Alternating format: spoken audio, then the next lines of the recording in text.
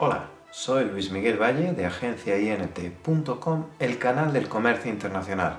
En este vídeo vamos a tratar el tema del contrato de compraventa internacional de mercancías. Este contrato recoge por escrito los acuerdos negociados por comprador y vendedor en una operación de compraventa internacional. El contrato puede hacer mención a una sola operación o a varias, cuando se establece una relación permanente entre comprador y vendedor, que da como resultado varios pedidos. En este caso estamos hablando de un acuerdo marco. En líneas generales, el contrato de compraventa internacional consta de 4 partes. La primera, en la que se identifican a ambas partes, a nivel jurídico, es decir, la empresa, y a nivel físico, es decir, la persona que representa a esa empresa, tanto para el comprador como para el vendedor. La segunda parte es la identificación de la operación en sí, es decir, la naturaleza y características de aquello que se vende, su precio y las condiciones en las que ésta se entrega. La tercera, en la que se identifican los derechos y obligaciones de comprador y vendedor.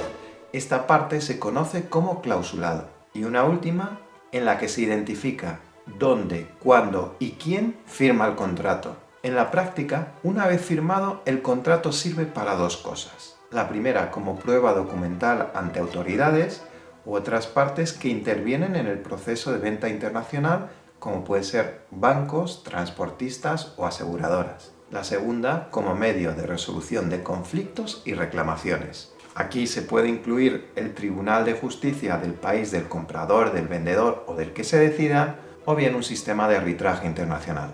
Aunque las cláusulas que existen en un contrato de compra-venta internacional pueden variar en función del comprador y del vendedor, existen una serie de cláusulas que deben figurar siempre. A.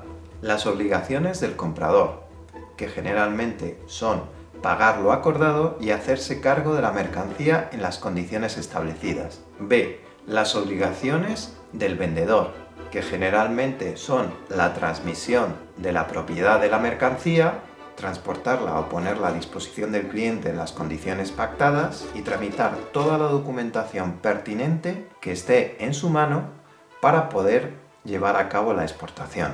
En cuanto al idioma en el que se redacta un contrato internacional, puede ser único si el comprador y el vendedor comparten el mismo idioma.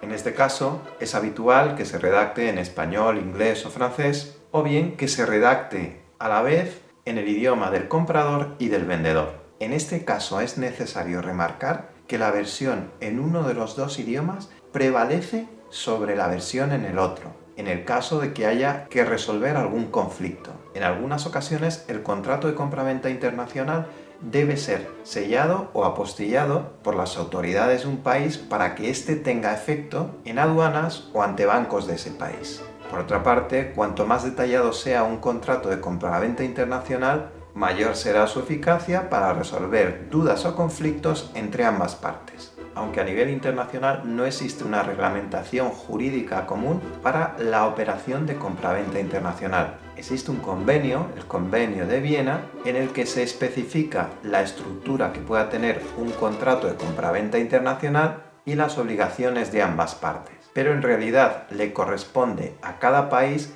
legislar y hacer cumplir la ley sobre el hecho de la compraventa internacional. Por tanto, en algunas ocasiones un contrato de compraventa internacional no tiene un valor jurídico muy fuerte en un país. Por tanto, es recomendable que si vendemos en mercados internacionales y firmamos un contrato de compraventa internacional, intentemos resolver amigablemente con nuestro comprador las disputas que se puedan gestionar. Confío que este vídeo te haya resultado de interés y espero verte en un nuevo vídeo de la agencia.